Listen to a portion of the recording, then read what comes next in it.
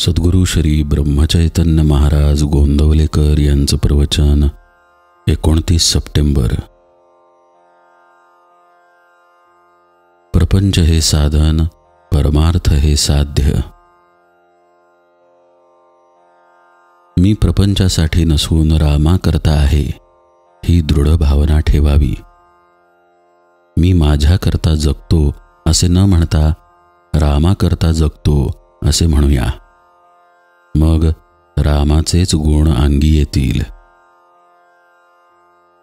आपण प्रपंचाकरता जगतो म्हणून प्रपंचाचे गुण अंगी येतात.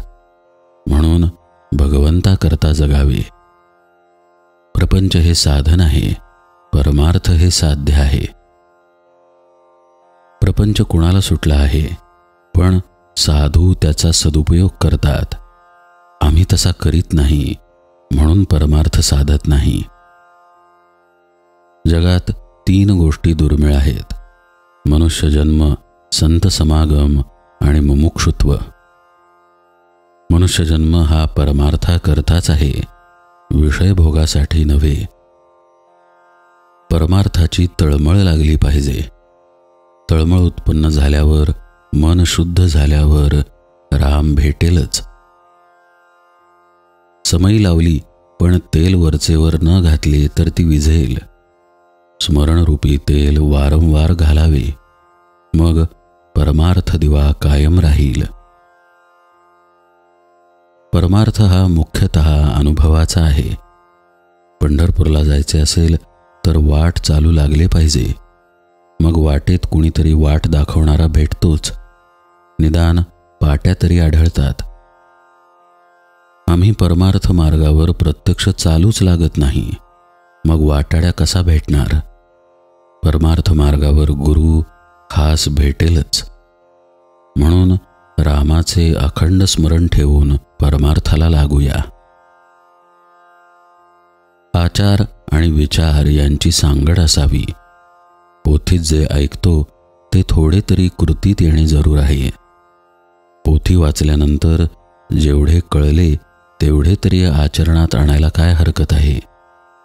जे कळणार नाही तेही पुढे हळूहळू कळेल. घरातून बाहेर पडल्यावर एकदम मुक्कामाचे ठिकाण दिसत नाही. प्रथम एक रस्ता, मग दुसरा, मग तिसरा, असे करता करता आपण मुक्कामाला पोहोचतो. त्याप्रमाणे पोथीतले सगळे कळले नाही तरी जे कळले तेवढे तरी कृतीत आणूया. दृढ निश्चयाने एक एक मार्ग आक्रमित गेलो तर मुक्कामाला खास पोहोचू. म्हणून भगवत स्मरणाला जपले पाहिजे. त्याला प्राणापेक्षाही जास्त समजून सांभाळावे. संत, सद्गुरू आणि शास्त्र यांच्या वचनावर दृढ विश्वास ठेवावा. तिथे बुद्धिभेद होऊ देऊ नये. याप्रमाणे वागले तर प्रपंच परमार्थ रूपच होईल. मी रामाचा म्हणणे हा परमार्थ, अहंबुद्धी ठेवणे हा प्रपंच. परमार्थात अहंकार मिसळला की तो प्रपंचच झाला. उलट प्रपंचातला अहंकार दूर झाला की तो परमार्थच. संसाररूपी वृक्षाला अभिमानाचे पाणी आम्ही वारंवार घालतो, म्हणून तो इतका फोफावला. हा मूळ अभिमानच नष्ट केला पाहिजे. खरा करता ईश्वर असताना जीव विनाकारणच मी करता असे मानतो.